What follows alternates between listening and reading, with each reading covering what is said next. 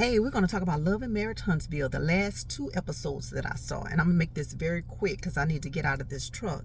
But I noticed on the episodes that Tisha and Kiki seemed to be getting along very well. So I was glad to see that. They were in the car chit-chatting. It was probably like old times. They were going back to their alma mater to watch a basketball game. And they thought it was very important for them to support their former school. Also, they talked about what was going on with, Tiffany, with her messiness, and Tisha seemed like she was getting a little upset and was saying that she was going to address Tiffany about some of the comments she's made and why was she so worried about her business. But she said she wasn't going to do it at the baby shower because that wasn't the right place. And with that, I agree. Sometime on these reality shows, it's always the wrong place and the wrong time. But hey, sensationalism, right? Alrighty, so now Marceau and Martel were at, I'm assuming that was Black, and they were talking about, just chit-chatting, but Martel was there to study. And I'm so glad that he seems to be taking this test very seriously. He hasn't passed it the last couple of times he took it, and that's fine. As long as he continues to try, eventually I'm sure he's going to pass. And I'm glad to see that Marceau is open to trying to help him in any way he can. It's supposed to be a trade-off. Martel is supposed to work out with Marceau, and Marceau is supposed to help him study for his test. So that was cool to see. But after Martel, this was after Martel had talked to Sheree. Sheree came over to his house. They had a conversation, and she told him all of the inappropriate questions that Tiffany was asking him. And Martel was shocked. He was like, "What, damn, why is she all in my business?" Pretty much. So he said that he was going to talk to Tiffany about going to Selma to do something. I don't know, because they never really got into that.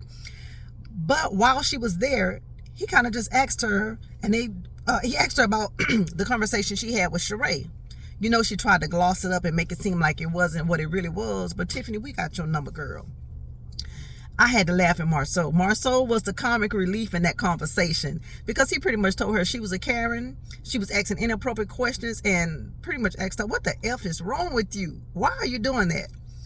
Martel got upset, and rightfully so. Tiffany is messy as hell and should have just left Sheree alone and enjoyed the event. But no, she has to be typical Tiffany. Well, anyway, Martel got a little upset, and he just got his books and left. She went home and told Big Lou that they talked to her. Mind you, they didn't gang up on her. She came to the table where they were sitting, and the conversation just started. And Marceau, that's his restaurant. He was not his restaurant, his bar, if they were at Black, and I believe they were. He was sitting there. She made it seem like they just pounced on her as soon as she got through the door. That was not the case. She did not tell Lou how she was grilling Sheree. She glossed over it. But she made it seem like Martel and Marceau should not have even talked to her about what she said. Now, I agree. The men should have gone to Lou and said, "Hey, man, you may need to talk to your wife. She's doing X, Y, and Z." But why should they give her the consideration when she don't give them the consideration? She's messy as hell. So, hey, it is what it is. You can't do something to somebody and then try to tell them how to respond to you. And that's all we got for Tiffany on that piece. But Big Lou, I think he knows that Tiffany is full of shit. I believe he knows that. And he just have to go along with it because that's his wife. Well, when they were at the baby shower, they looked like they were all having a good time. Chris Fletcher and his wife, Nell, came. The typicals were there. They were all sitting at a table together. And they were talking about the questioning that Tiffany... I saw a bug.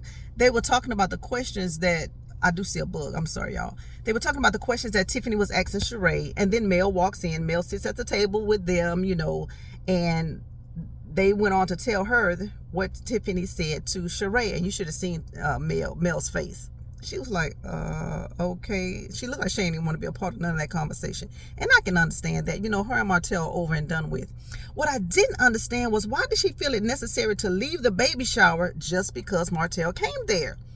Now, it's my understanding that Huntsville is a very small town.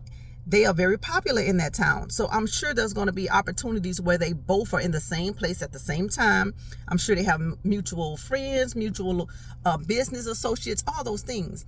I didn't see why Mel felt it necessary to leave, though. But anyway, it was her choice. So the guys go outside and they go out to talk to Lou. Lou got all indignant. He was like, "You should have talked to me first. That's my wife, da da da." I get that. But his wife gonna get him in a heap of trouble. That's a dangerous woman. To always do things and then go tell your husband a different version of what happened and what you did. That's a very, very dangerous woman, because she's going to end up getting her husband hurt. And you see how he tried to buck up? He got a little air on his chest when he was pointing at Martel. Martel just pushed his hand on back. It's like, bruh, moved him on back.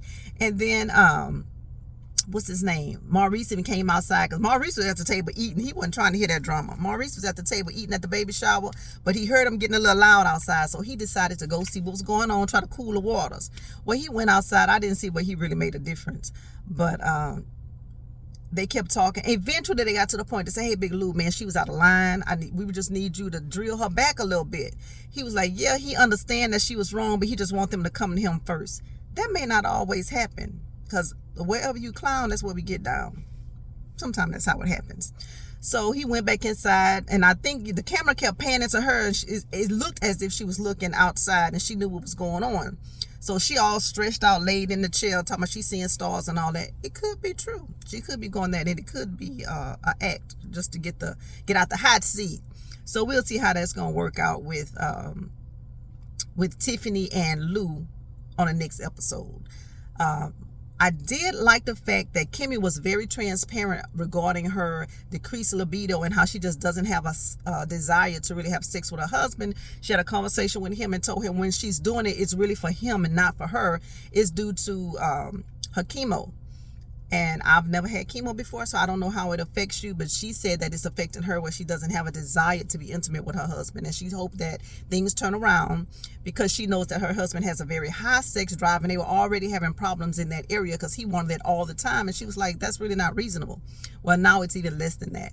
And so he was saying, hey, so you've been faking it. And he seemed like he was okay with it, but then he also seemed like, all right.